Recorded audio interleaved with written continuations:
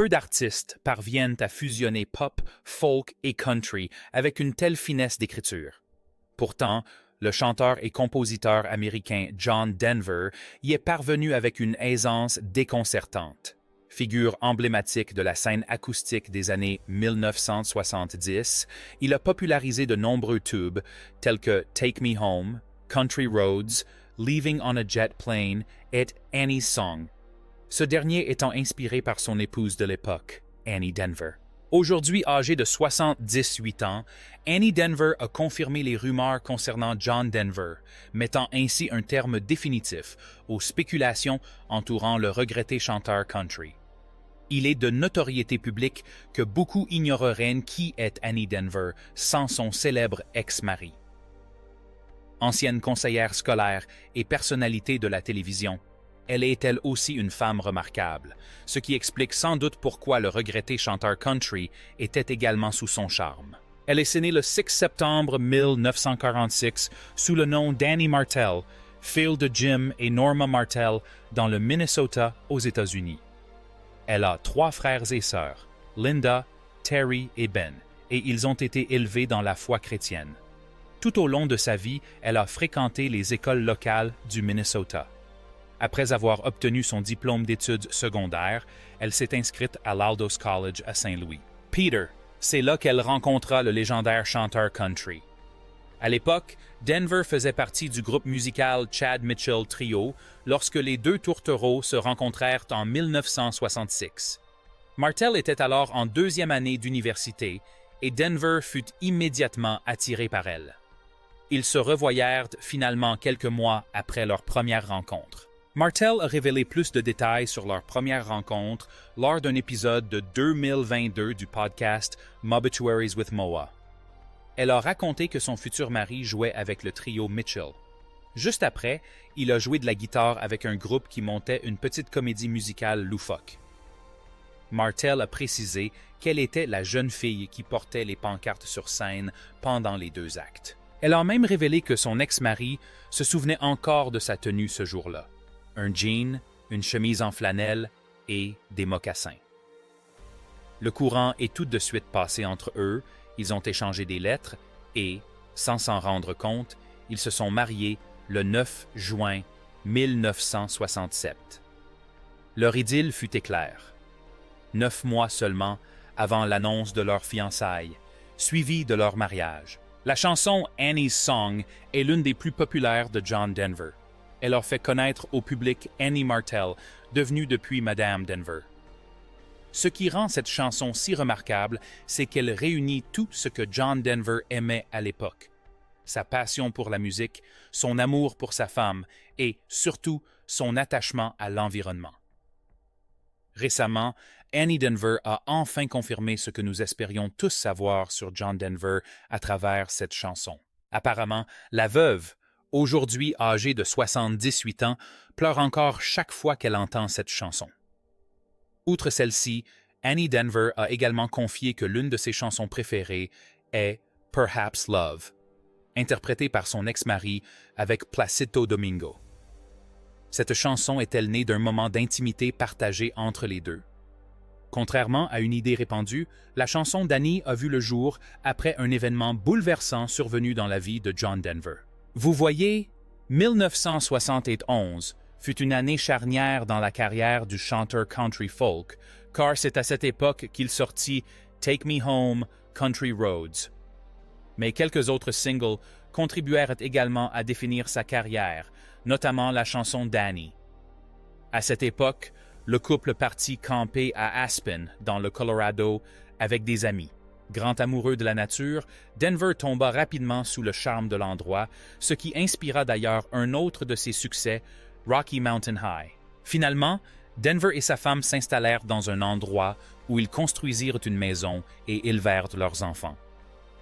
Cependant, un beau jour de 1973, John Denver rentra chez lui en courant, inspiré par le paysage. Selon Annie Denver, son mari écrivit cette chanson après une de leurs nombreuses disputes, au cours de laquelle ils mirent de côté leurs différends pour faire la paix. De bonne humeur, John Denver partit skier et, Assis sur le télésiège à Jack's à Aspen Mountain, la chanson lui vint comme une évidence. Dès son retour, il la nota. 10 minutes plus tard, elle était terminée. À l'origine, c'était une chanson d'amour qu'il m'a transmise, et pourtant, pour lui, elle devint presque une prière.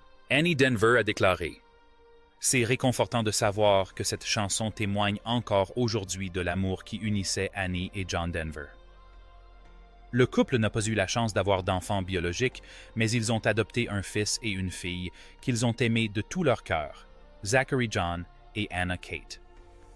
Malheureusement, leur amour n'a pas duré et, en 1982, les Denver ont divorcé, mettant ainsi fin à 15 ans de mariage. Chaque histoire a 2 versions, et nous allons explorer les raisons qui ont mené à la séparation de chaque partie. Le chanteur country, quant à lui, estime que son succès et son dévouement à son travail ont profondément affecté sa relation avec sa femme.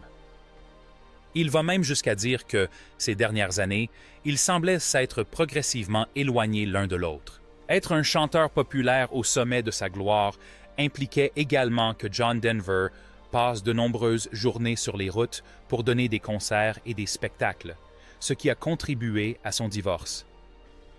Je pense que mon succès et mon engagement envers mon travail ont certainement eu un impact sur ma relation avec Annie, a confié Denver lors d'une apparition dans l'émission de Russell Hardy en 1983. Il a poursuivi. Je pense qu'au cours des 4, 5 ou 6 dernières années, nous avons commencé à nous éloigner l'un de l'autre. Cela était dû en partie au temps que nous passions séparés, aux engagements que j'avais pris et à une certaine difficulté, une fois réunis, à intégrer la vie de l'autre à la nôtre. Contrairement au chanteur, son épouse explique leur rupture par leur jeune âge et leur immaturité face à la célébrité soudaine de John Denver. Elle trouvait son statut de star et tout ce qui l'accompagnait menaçant, au point de ne plus savoir qui elle était et de se sentir déracinée. Malgré leurs différends, le couple s'est séparé en bons termes. Annie Martell est restée célibataire jusqu'à aujourd'hui, tandis que John Denver s'est remarié. Le saviez-vous? Des rumeurs ont circulé concernant le décès d'Annie Martell, mais elles sont infondées puisqu'elle vit toujours dans sa maison du Colorado avec ses enfants et petits-enfants. Bien que leur couple ait été de courte durée, il est rare d'assister à une séparation à l'amiable.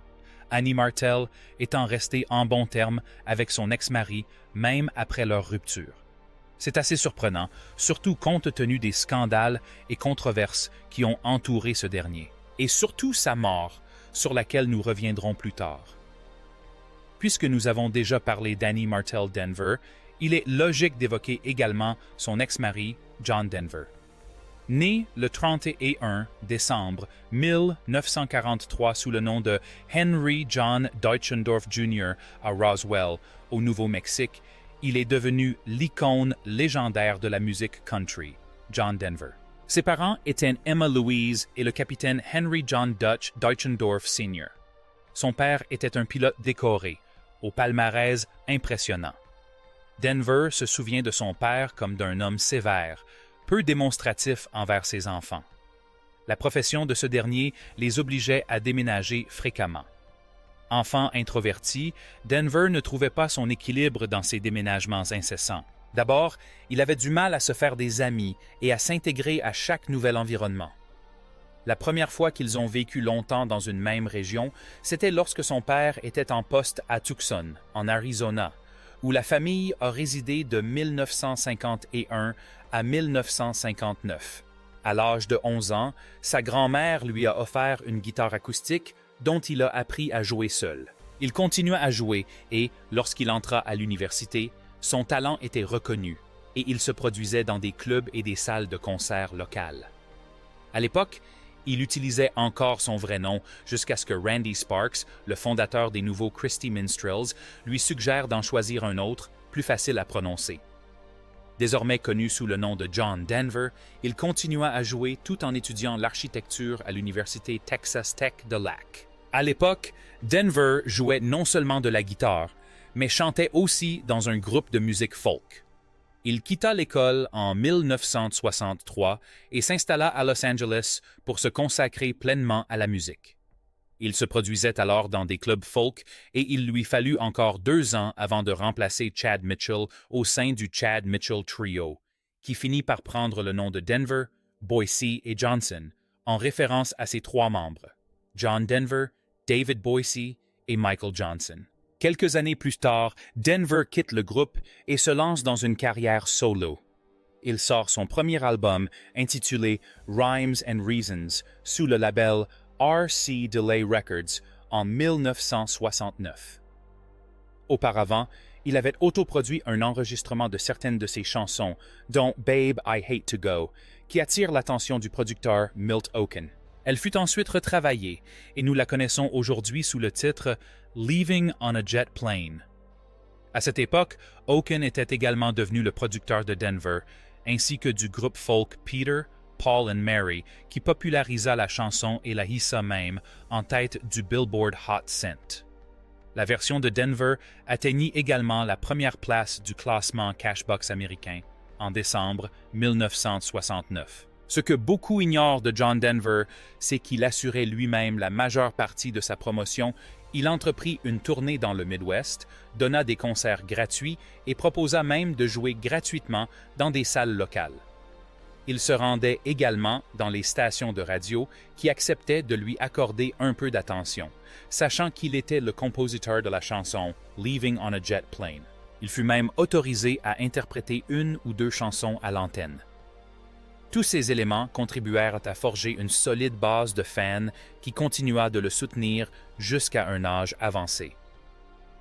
Comparé à son premier album, le suivant, Poems, Prayers and Promises, sorti en 1971, fut un succès commercial.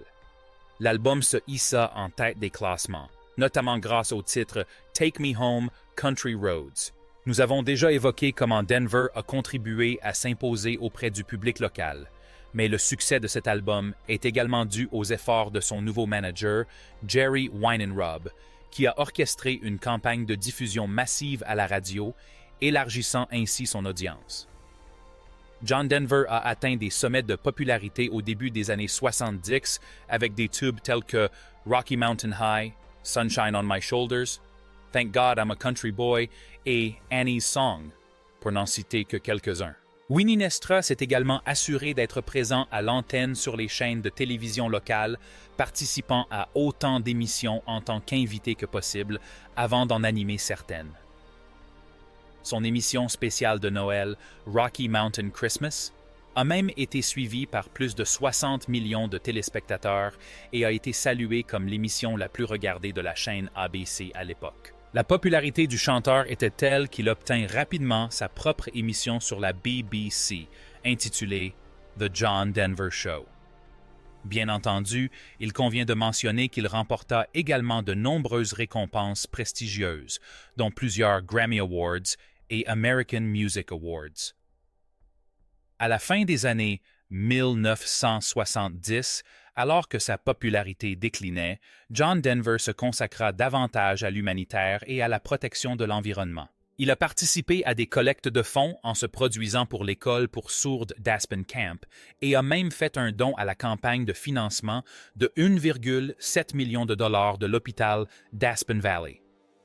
Il possède également la Windstar Land Conservancy, une réserve naturelle de 182 hectares à Aspen, dans le Colorado, qui lui sert non seulement de résidence, mais aussi de refuge pour la faune sauvage et de centre d'éducation à l'environnement. Bien sûr, nous savons déjà que Denver a épousé Annie Martell et a divorcé après 15 ans de mariage.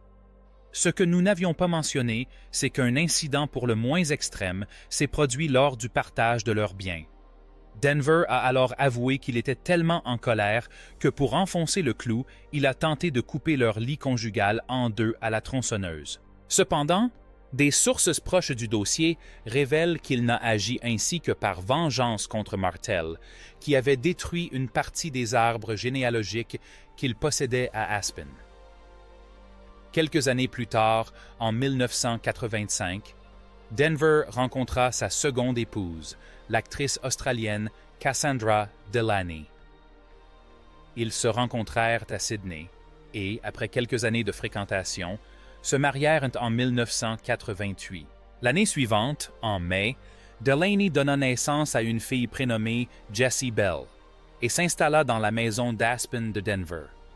Mais comme pour son mariage avec Annie Martell, Denver et Delaney se séparèrent également et leur union fut bien plus courte. Ils se séparèrent en 1991, l'actrice qualifiant même son ex-mari de tyran vindicatif. Personne ne le sait vraiment avec certitude, mais beaucoup pensent que le divorce de Denver avec sa deuxième épouse a été un élément déclencheur de ses difficultés ultérieures. Il a été inculpé pour conduite en état d'ivresse pour la première fois en 1992. L'année suivante, il a plaidé coupable de conduite en état d'ivresse après avoir percuté un arbre avec sa Porsche, ce qui lui a valu une mise à l'épreuve. Après sa condamnation pour conduite en état d'ivresse, la Federal Aviation Administration, FAA, lui a ordonné de s'abstenir de toute consommation d'alcool s'il souhaitait continuer à piloter des avions. Malheureusement, il n'a pas respecté cette consigne. L'année suivante, Denver a été déclaré inapte au pilotage pour raisons médicales. Derrière son image de garçon doux et sensible, John Denver a traversé de nombreuses épreuves, le poussant à se réfugier dans l'alcool et les drogues. Il a souffert de dépression et malgré son image publique, il était en réalité très fragile. Il a également admis ouvertement avoir consommé du LSD et du cannabis lors de l'écriture de Rocky Mountain High, ce qui lui a valu de nombreuses critiques pour son comportement de mauvais ivrogne et son hypocrisie. Il n'était peut-être pas un pilote aussi décoré que son père, mais John Denver s'y connaissait en aviation. Il possédait même une licence. John Denver adorait voler et avait même participé à un concours promotionnel de VH1. Alors, comment un homme comme lui a-t-il connu une fin aussi tragique? Son avion a-t-il été saboté? Poursuivez votre écoute pour le découvrir. Avant d'aller au fond des choses, il est important de comprendre le fonctionnement et la nature des aéronefs. Comme tout objet, un avion est conçu pour être robuste et sûr. Mais contrairement aux automobiles, on ne peut pas s'arrêter net en cas d'incendie, n'est-ce pas? Un avion aurait besoin de bien plus de quelques minutes pour s'immobiliser, et pendant ce temps, une simple fumée grise provenant du moteur pourrait rapidement se transformer en incendie. Dans ce genre de situation, un avion est équipé d'une vanne d'arrêt de carburant dans le cockpit, permettant à l'incendie de se dissiper et d'empêcher sa propagation, afin que le pilote puisse trouver un terrain pour atterrir en toute sécurité. John Denver pilotait un Rutan Long Easy, un avion léger de construction amateur, lorsqu'il s'est écrasé dans la baie de Monterey, près de Pacific Grove en Californie, ce qui a entraîné sa mort le 12 octobre 1997. Il avait 53 ans. De nombreuses théories et conspirations ont circulé quant à la cause de l'accident. L'une des plus répandues concerne le mauvais emplacement du sélecteur de carburant, situé derrière l'épaule gauche du pilote. Cette mauvaise ergonomie obligeait le pilote à relâcher toutes les commandes pour fermer le sélecteur. À cela s'ajoute le problème du carburant. Certains indicateurs signalaient un niveau de carburant bas, mais comme il n'était ni linéaire ni gradué, il était difficile de savoir s'il lui restait vraiment peu de carburant. En conclusion, son avion était de très mauvaise qualité, ce qui a conduit le chanteur country à se noyer dans l'océan. Cependant, d'autres précautions de sécurité n'ont pas été vérifiées ni appliquées par le chanteur, l'interface de l'avion n'étant qu'un facteur parmi d'autres dans l'accident. C'est pourquoi John Denver a payé le prix ultime. Malgré sa fin tragique, il reste célébré et on se souvient surtout de lui aujourd'hui pour sa contribution à la musique et à l'humanitaire, qui a inspiré et transformé des vies. Rien que cette année, sa chanson Country Roads Take Me Home a fait son entrée au classement Billboard après avoir été utilisée dans une publicité diffusée pendant le Super Bowl. De plus, un hommage au chanteur country sera diffusé sur l'application le 10 juillet, ce qui prouve que ses chansons restent pertinentes et intemporelles encore aujourd'hui.